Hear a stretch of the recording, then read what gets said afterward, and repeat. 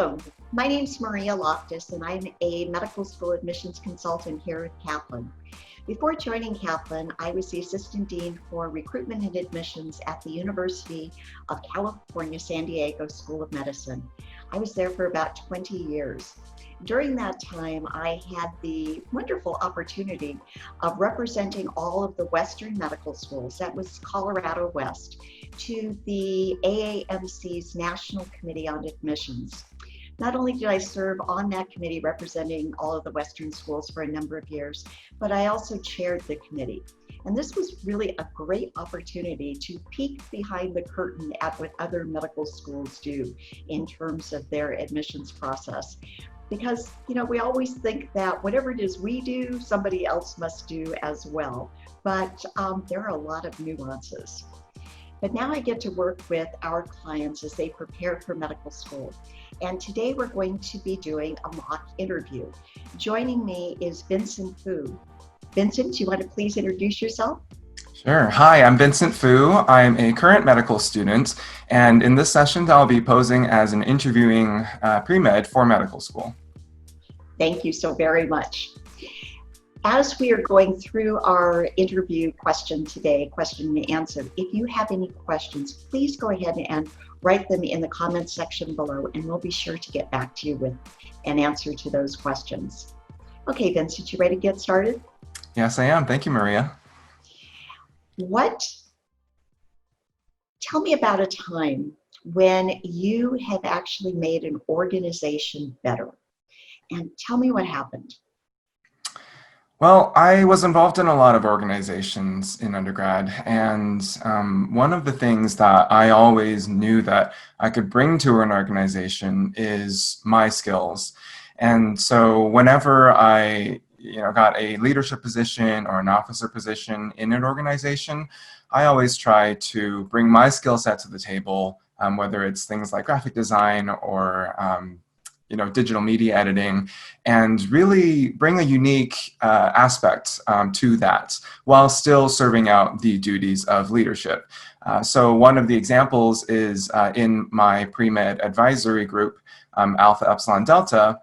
I served as an officer, but beyond the duties of just being the chief communications officer of the chapter, I brought in my skill set as a graphic design background and in working with digital media to really bring the group's advertising and marketing to students to the next level. And the big impact that made, that is, it tripled our membership over the course of a year, and it really helped bring the pre-med group to the forefront of what is considered to be a pre-med involvement group on campus. That's great.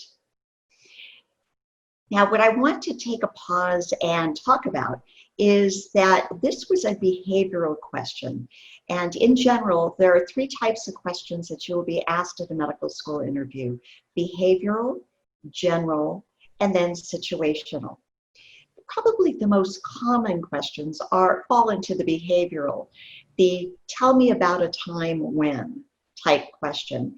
And Vincent did a really good job of not only identifying factually things that had happened, but also talking about things he learned, and he could have gone on to say something about how he's applied that knowledge, those skills, abilities, knowledge that he learned through this experience in a subsequent experience, or to tie it possibly into why these skills and knowledge that he has learned will make him a better medical student and physician in the future.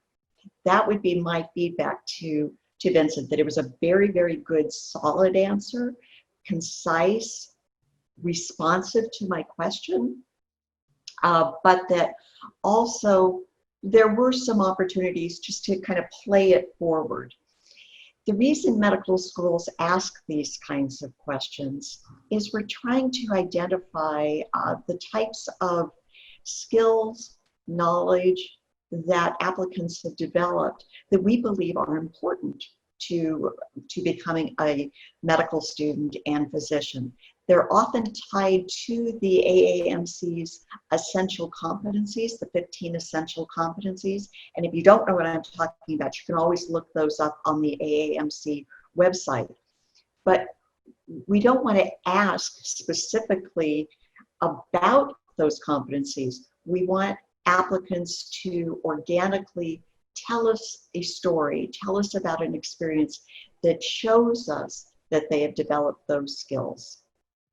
Vincent, did you get this type of question when you were applying to medical school? Absolutely. So many interviews were, tell me about a time when, and then they insert the situation there. And I definitely agree with you, Maria, that not only identifying the time, but then also tying it into how this makes you a better medical professional in the future is definitely the key to approaching this question. Well, thank you very much.